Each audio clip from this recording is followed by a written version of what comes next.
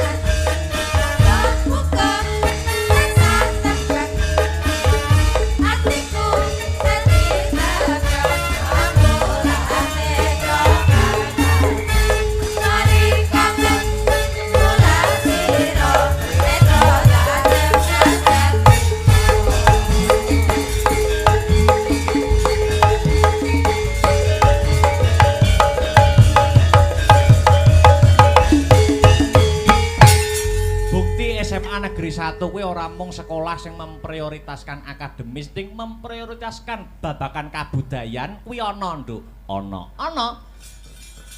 Aku ki duwe kenalan kanca-kanca dalang, pepunden-pepunden dalang. Heeh. Kuwi uga alumni SMA Negeri 1. Oh ngono. Ana umpamane pepunden dalang Pak Eko Suseno saka endi daleme? Gedung Dandang. Kuwi ya alumni SMA Negeri 1. Oh ngono. Heeh. Ana neh Mas Niko saka Gandu. Heeh. Kuwi ya alumni SMA Negeri 1. Oh ngono. Dalang kabeh. Dalang. Ana neh dalang sing lulusan SMA Negeri 1 Nganjuk, tapi aku ora patek kenal Badaralam sapa ngono kuwi lho. Oh iya, kuwi ya lulusan kene. Lulusan kene. Oh ngono. Ning ora patek kenal aku candi ngono. Oh iya. Iya Mak iya. Iya.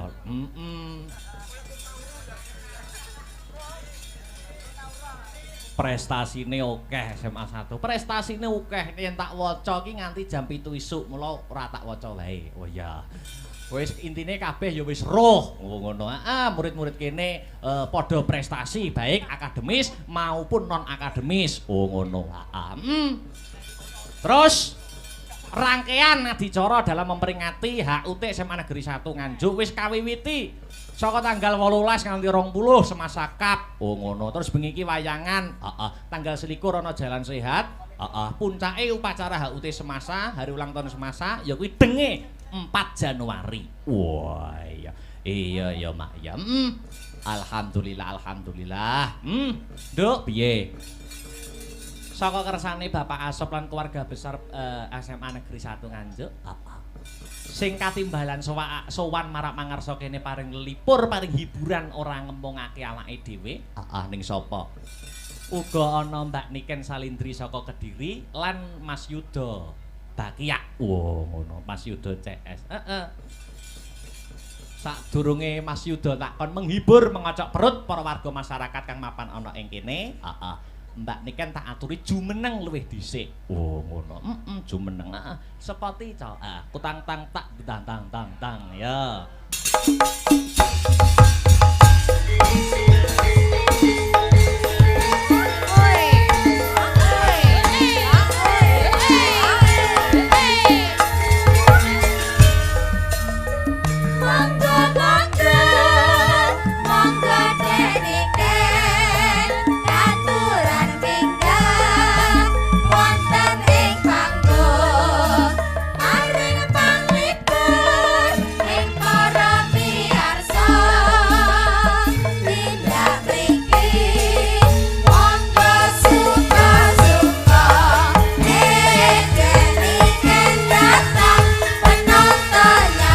Matur nuwun.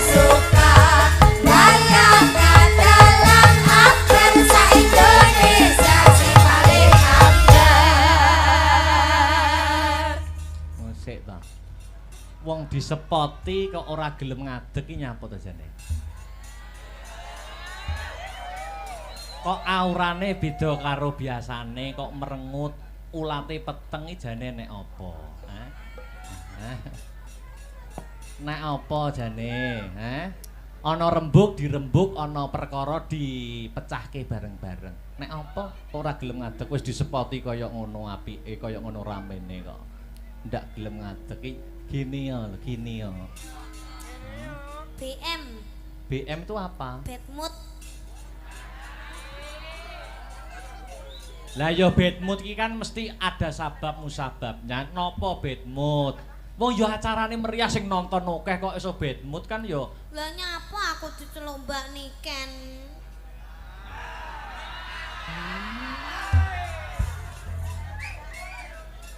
Aku ki mbasakne para penonton, mbasakne para penonton. Lho. Mbasakne para penonton iki kan nek nyeluk sampean ben sampean lebih terhormat kan Mbak dengan sebutan Mbak. Aku ki dudu nyeluk sampean secara pribadi, tapi ora sine nyeluk Mbak ini kene nek sing nunggoni to liyane aku.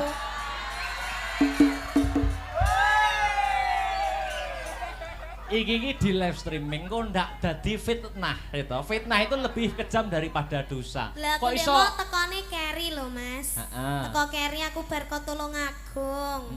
Sing teko dhisik ning kene kan sampean. Aku ki entuk omongan. Jare Mas Akbar ki dhisik duwe mantan ning Semasa. Lah kon delan lagi cinlok ketemuan di belakangku kan aku juga ndak tahu. Kok malah nyelok mbak. Tembunge Jawa ngarani kelemben-kelemben roti-roti biyen-biyen saiki.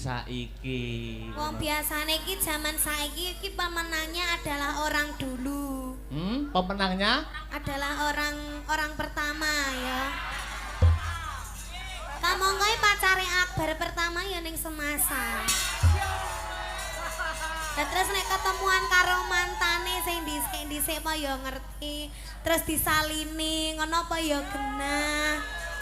Ngene lho, jangan mempunyai asumsi yang buruk. Wong pentas wingin-winginane karo aku ya seneng, ya mood, ya bangga, ya bahagia. Kok ning kene kok beda karo biasane? Wis salahe tekone gak karo aku. Lah sampeyan iki mau ana acara ya to, ana acara rekaman jare ning Tulungagung. Lah nek aku tekoku jam 11, tekoku setengah 11 mosok kene arep sing dalang arep Pak Asop dhewe kan ya ndak mungkin. Lah gitu kok jarine ndak kopel. Kayak kemarin padahal wis tak beline 3, ndak mau dipakai, ndak mau aku turun aku. Aja ngono to. Lah kan jare kan sik to.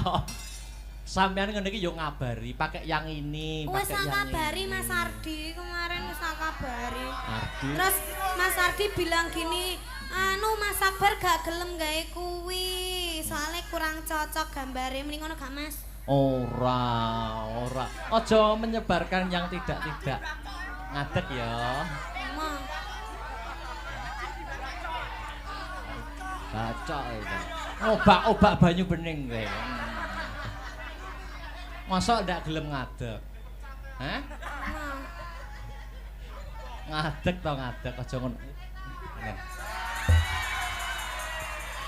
Ayo ngadeg. Aku mana digendong ini? Gendong piye? Ayo ngadeg. Ayo to, ayo.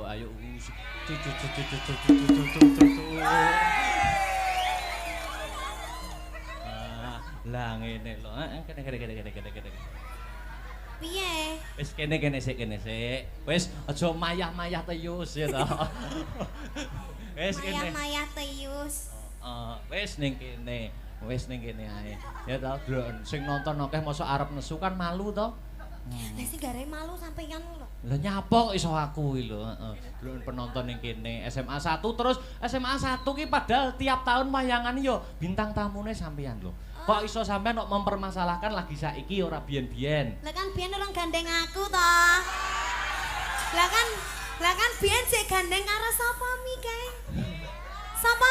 Sapa? Duh win anu. Oh ora. Ngene lho, ngene. Aku kan yo tidak pernah toh mempermasalahkan masa lalumu. Lah ya aja sampai parep dadi peperangan dunia apa piye? Lah yo, aku tidak pernah mempermasalahkan masa lalumu. Aku lho gak ndek masa lalu, kabeh lho tak ora tak akoni kae gur gimmick tok sing kae. Loh, aku tidak pernah mempermasalahkan Niken biyen arep umpamane bahasane iki jatuh di pelukan orang yang salah. Aku apa ya tahu ngomong ning ngono kan tidak. Ning sing penting ora biyen-biyen saiki membuka lembaran yang baru. Sing penting saiki Niken wis ana regemane RM Akbar Syahalam.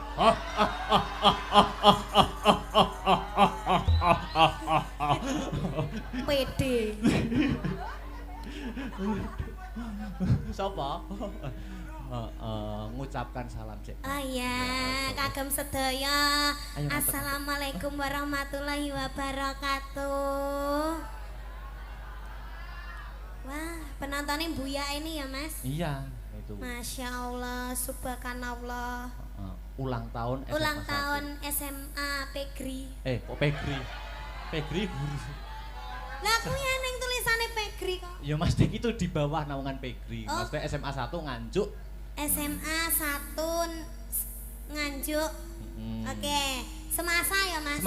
Semasa Nganjuk, semoga semakin sukses ke depannya, semakin banyak muridnya, semoga lulus semua, terus apa nih ya, semakin maju, semakin bermutu, semakin jaya, sejahtera selamanya, amin. Nek murid kene iki mempunyai moto bersatu bermutu nomor 1. Mutune jelas apik-apik. Contone alumnine ya kaya aku. Niki nek bermutu apik. Mutune kan apik ngono to. No comment.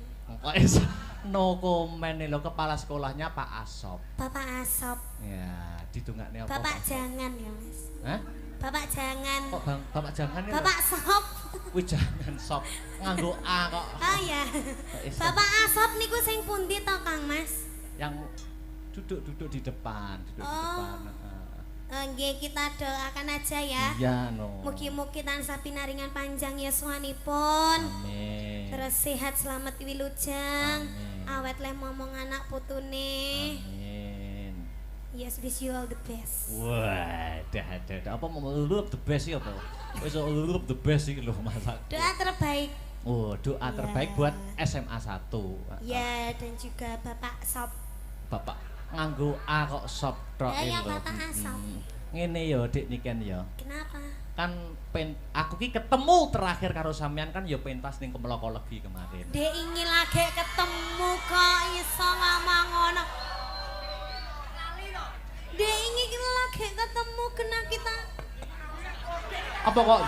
Ini apa maksudnya? Maksudnya ketemu. Maksudnya itu di sini dalam arti ketemu di panggung.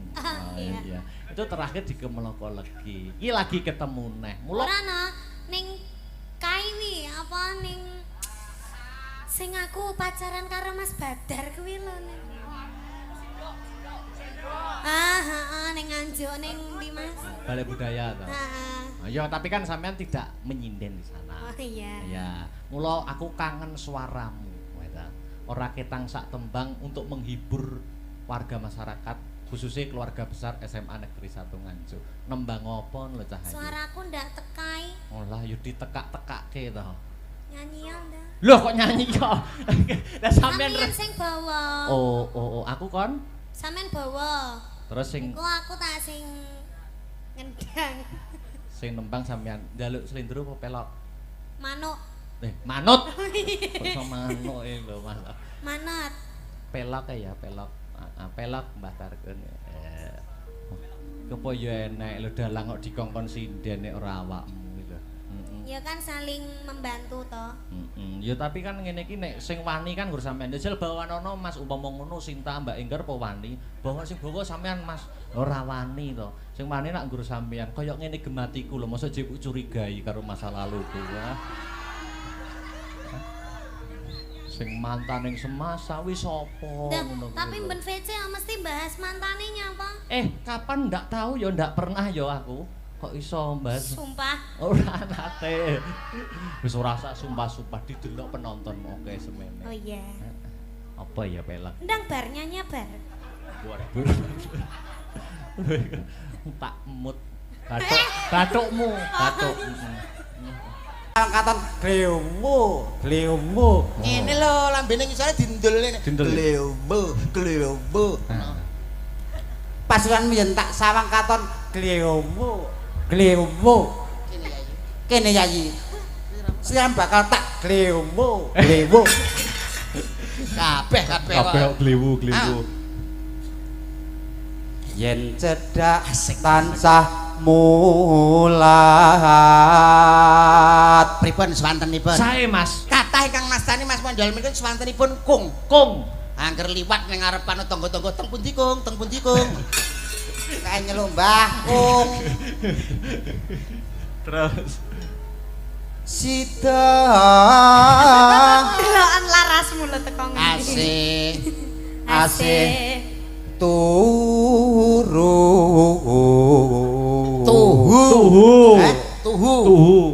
terus entek wong terus turu. Heeh. Pindho mimi lan mie goreng ya. Pindho mimi hamimi o. Mintuna. Terus Mintuna ya cek butuh mimi. Ayo ni Mas bareng ana tepi wajib. Lah nyapa dadak wajib iki lho. Lho padha karo bak mati di akhir ayat. Jenenge Qalqalah Kubra. Dadi nek wajib. Nek senep. Nek Pak asob nyidam Terus itu asih bebrayan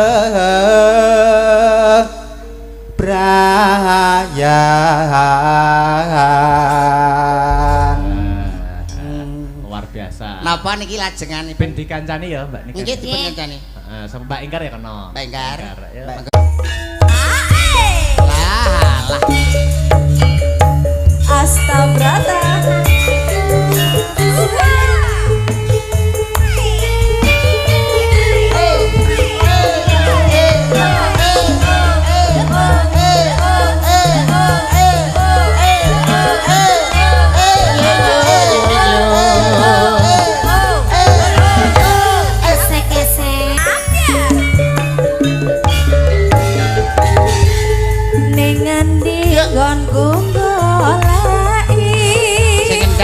godhog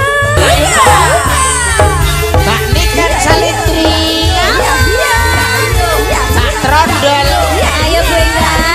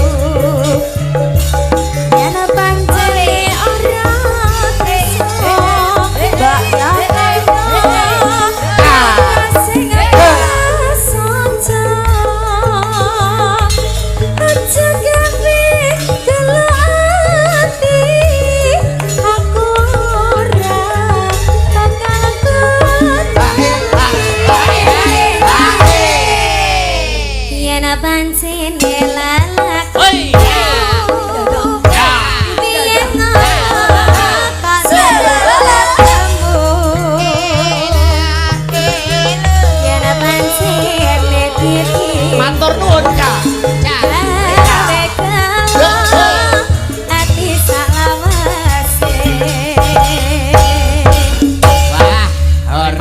kepito pendolo ngampak geger diterusne ya siap iki piye Om sudah aku sudah sampun jane kalau wau tesih wonten ingkang ngersakne grajakan nggih mangke mawon gara-gara mangke siap nggih Dik Sinta karo Mbak Sri jumeneng bareng heeh Sri kok iso turu kowe iki kancane nyanggup sepoti oke yo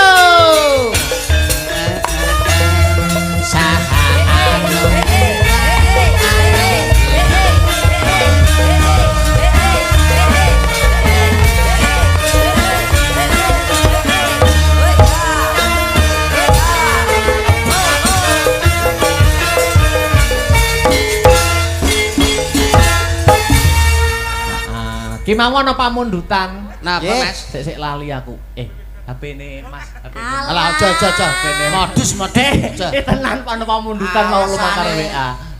Pokoke saking bapak sapa mau kene to. Heeh.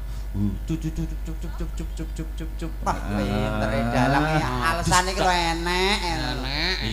Iki lho. Sapa ki mau? Request podang kuning utawa lewung. Siap. Saking Pak Amin. Pariwisata. Pak Amin pariwisata. Ngene iki ya balik neh, Mas. Nggih kok. Ya, podang kuning atau lewung. Milih, ayo. Sing ndi? Podang kuning. Oke. Siap. Met ning gira kowe iki wis bacok pisane kok. Ben kendang kene lho. Sik diganti. Pindah. Modele kendang kok dipek ae. Ngomong ah. Nah. Oh, ganti posisi. Nggih, jane ganti posisi. Oke. Yuk, dadekke yuk. Heeh. Oh.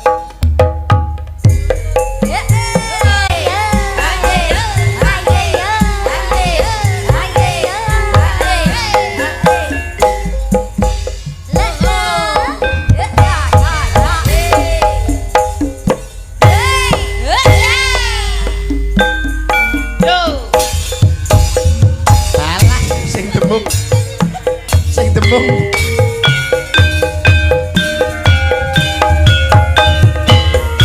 Cah demung iki piye cah demung iki? Cah demung wis.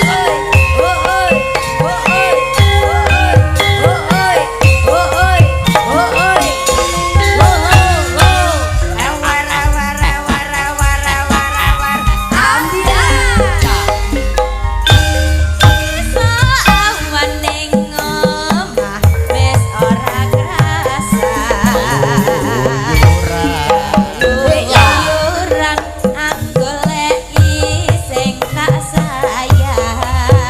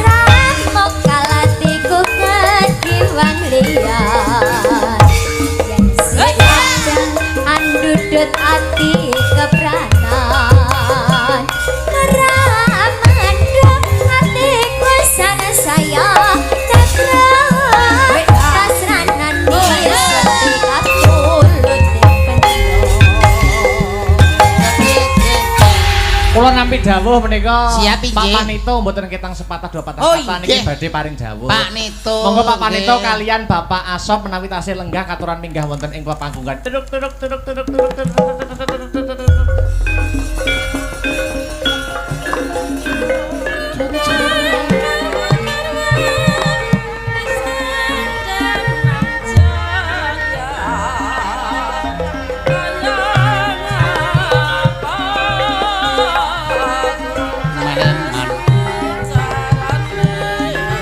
Timun sigarane bangun sigarane ya mas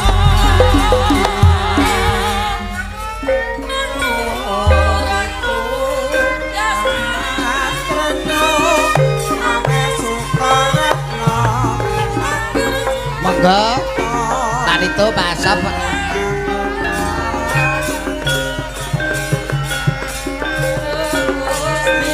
Baikpun wonten pundi to Mas? Oh sampun kondur.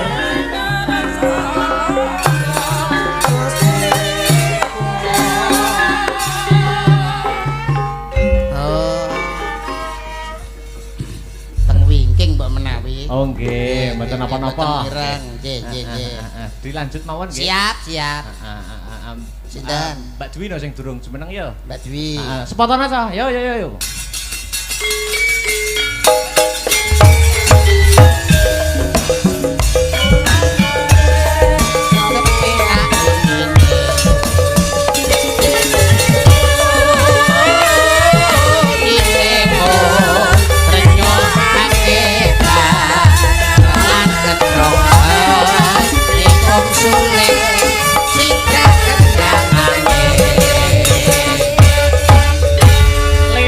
Lewo nggih Mbak Dwi nggih. Mbak Dwi lewo nggih. Oh nggih. Oke, nggo Oke. penutup ning limbukan. Siap, Oke. siap. Lewung garap seragenan ya kena. Monggo. Nggih, nggih. Monggo perkara lagu liyane tutukne gara-gara. Nggih. Mas Karis ning mburiku kene cah bagus. Mas Karis. Yuk lewung dadekke.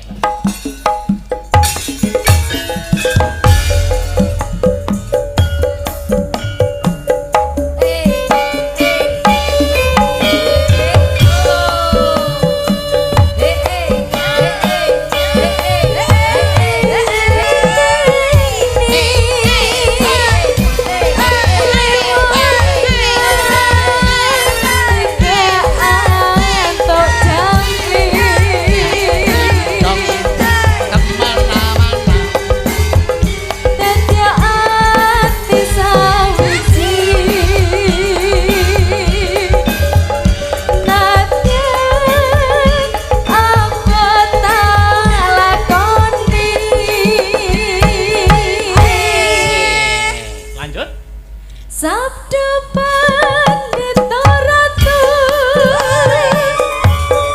wis Suwuk Mas Arya. Mugi Gusti nglilani tresnaku pangina mati.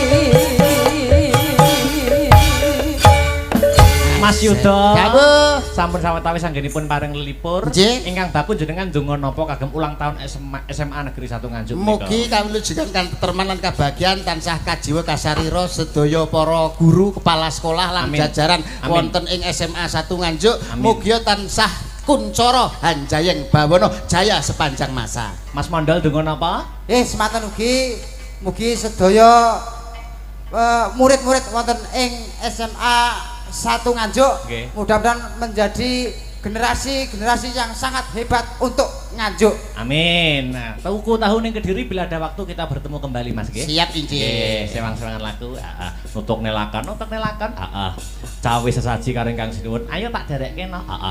Simpang 5 Ria lapangan Pancasila Semarang kumandang pranyata serbaguna swasana rame rakyat gede ati ing Jawa Tengah bosen